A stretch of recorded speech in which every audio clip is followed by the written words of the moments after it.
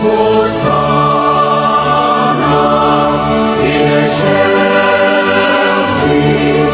Hosanna in excelsis, in excelsis, in excelsis.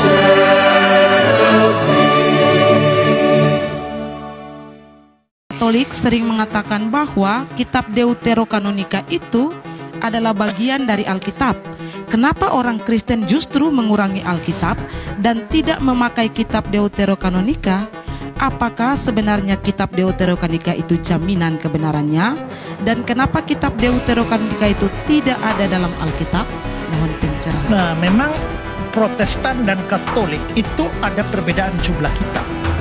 Ya, kalau Alkitab Protestan ya 66, 39 PL, 27 PB, totalnya 66. Tapi kalau saudara melihat Alkitab Katolik jumlahnya lebih banyak, sekitar 70-an ya.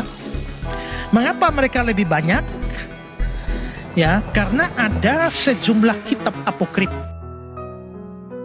Berikut ini merupakan perbedaan mengapa Protestan tidak menggunakan kitab-kitab Deuterokanonik. Sebenarnya, Martin Luther tidak membuang kitab-kitab Deuterokanonika. Luther memasukkan kitab-kitab Deuterokanonika itu di dalam terjemahan kitab sucinya yang pertama dalam bahasa Jerman. Kitab Deuterokanonika juga terdapat di dalam edisi pertama dari King James Version 1611 dan cetakan kitab suci pertama yang disebut sebagai Gutenberg Bible yang dicetak 1 abad sebelum Konsili Trente 1546. Kenyataannya, kitab-kitab Deuterokanonika ini termasuk di dalam hampir semua kitab suci sampai Komite Edinburgh dari The British Foreign Bible Society yang memotongnya pada tahun 1825. Sampai sebelum saat itu, setidaknya kitab Deuterokanonika masih termasuk dalam appendix dalam Alkitab Protestan. Maka secara historis dapat dibuktikan bahwa bukan gereja Katolik yang menambahkan kitab Deuterokanonika, namun gereja Protestan yang membuangnya. Namun demikian memang diketahui bahwa Luther cenderung menilai kitab-kitab dalam kitab suci seturut dengan penilaiannya sendiri. Misalnya, ia melihat kitab Ibrani, Yakobus, Yudas dan Wahyu sebagai kitab-kitab yang lebih rendah dibandingkan dengan kitab-kitab yang lain. Demikian juga dalam debatnya dengan Yohanes Eck pada tahun 1519 tentang api penyucian, maka ia merendahkan bukti yang diajukan oleh Eck yaitu kitab 2 Makabe 12 dengan merendahkan kitab-kitab Deuterokanonika secara keseluruhan. Ia juga mengatakan bahwa ketujuh kitab dalam Deuterokanonika tidak dikutip secara langsung di dalam PB.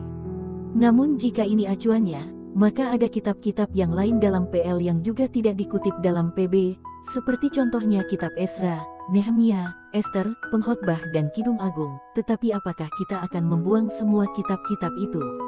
Tentu tidak, bukan. Lagi pula meskipun tidak ada kutipan langsung, namun ada banyak kutipan dalam PB yang mengacu pada apa yang tertulis dalam kitab Deuterokanonika. Contohnya, Ibrani bab 11 ayat 35, tentang ibu-ibu yang menerima kembali orang-orangnya yang telah mati, sebab telah dibangkitkan. Beberapa disiksa dan tidak mau menerima pembebasan supaya mereka beroleh kebangkitan yang lebih baik. Ini mengacu kepada kisah seorang ibu yang menyerahkan ketujuh anak-anaknya dan akhirnya dirinya sendiri untuk disiksa, demi mempertahankan ketaatan mereka kepada hukum Taurat, seperti dikisahkan dalam kitab 2 Makabe 7. Kisah ini tidak ada di dalam kitab-kitab PL lainnya. Atau 1 Korintus bab 2 ayat 10-11 yang mengajarkan bahwa manusia tidak dapat menyelami hal-hal yang tersembunyi dalam diri Allah yang telah ditulis dalam Yudit. Catatan kaki yang terdapat pada kitab Deuterokanonika itu mengacu kepada ayat-ayat lain di dalam Alkitab yang mengisahkan hal yang sama atau serupa. Adanya kaitan ayat-ayat ini membuktikan bahwa kitab-kitab Deuterokanonika bukanlah kitab-kitab yang berdiri sendiri, melainkan merupakan kesatuan dengan kitab-kitab lainnya baik yang ada di PL maupun PB. Bahwa ada rujukan ke PL artinya ayat-ayat dalam kitab-kitab Deuterokanonika tersebut mengajarkan hal yang sama atau serupa dengan kitab-kitab PL lainnya, dan bahwa ada rujukan ke PB artinya pengajaran pada ayat-ayat kitab-kitab Deuterokanonika tersebut juga dikutip oleh para pengarang kitab-kitab PB, meskipun secara tidak langsung atau prinsip pengajarannya diambil dan diajarkan kembali dalam PB. Pada Alkitab The Jerusalem Bible, 1966, terbitan Dayton, Longman dan Todd, Ltd dan Doubleday, tercantum cukup banyak catatan pada ayat-ayat kitab Deuterokanonika yang mengacu kepada ayat-ayat kitab-kitab lainnya di PL dan PB. Semua ini sungguh menjadi bukti yang kuat bahwa kitab-kitab Deuterokanonika ini sama-sama diinspirasikan oleh Roh Kudus, sama seperti kitab-kitab lainnya dalam PL dan PB.